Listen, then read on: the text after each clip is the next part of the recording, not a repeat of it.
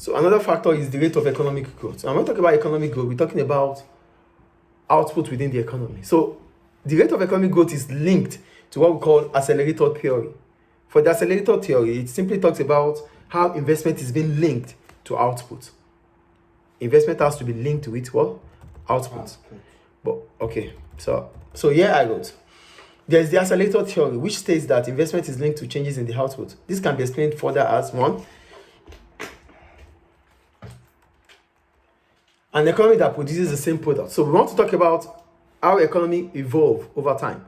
Sometimes the economy will be constant, fixed. That means they produce the same level of output with the same amount of equipment. So here I go. So this can be explained further as one, an economy that produces the same products and the same amount year in, year out.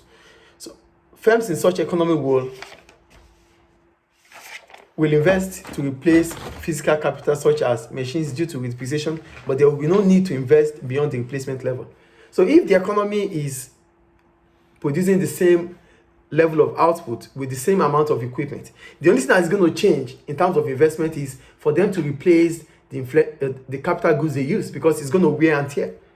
They don't have to invest in new equipment because there's no point in investing in new equipment, based on the fact that they still produce the same units of output for the same product. Do you get the point I'm making here? So we're talking about what happens within the economy. If the economy is fixed, it means they produce the same product with the same amount of output or with the same amount of production.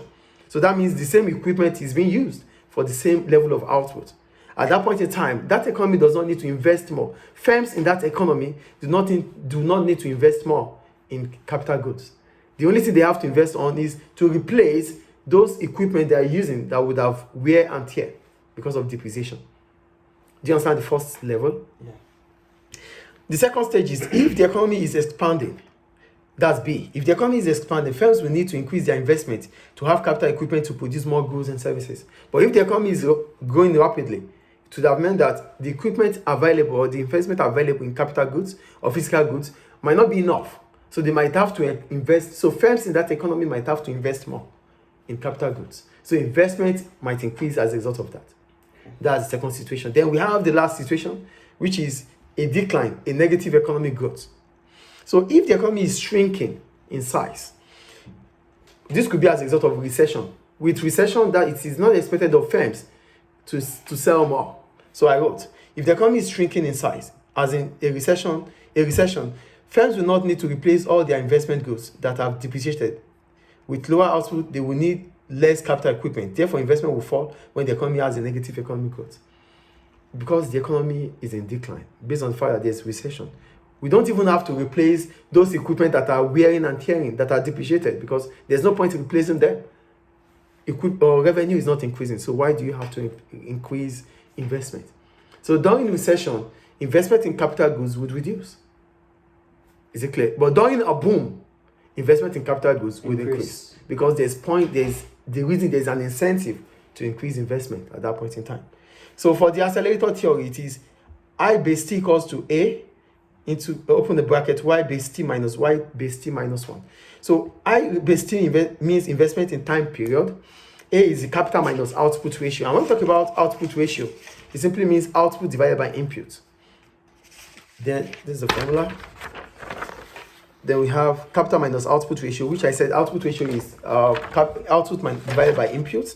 Then we have y base t minus yt minus 1, which is the change in real income during the year t. So we're going to have the given year. We're going to have the value of output. We're going to have the value of input. We're going to have the capital included and the amount of investment. Is it clear? Mm-hmm. So the third factor that could influence investment is costs. So here I look for cost. Cost. The private sector firms need to make a profit. Firms will therefore invest more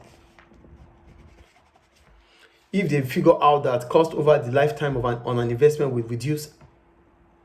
This will increase profitability. So cost is another factor that decides or determines investment. If firms find out that investing in certain physical good or physical equipment or physical equipment would reduce their cost in the long period, over a long period of time, they would invest more. But if they find out or figure out that investing in certain capital goods will increase their cost. They would not invest. I think cost is clear. No. Any question about cost? No. Good. The next one is business expectations and confidence. For business expectation and confidence, I wrote, if firms expect their sales to increase, they are more likely to invest in new capital equipment.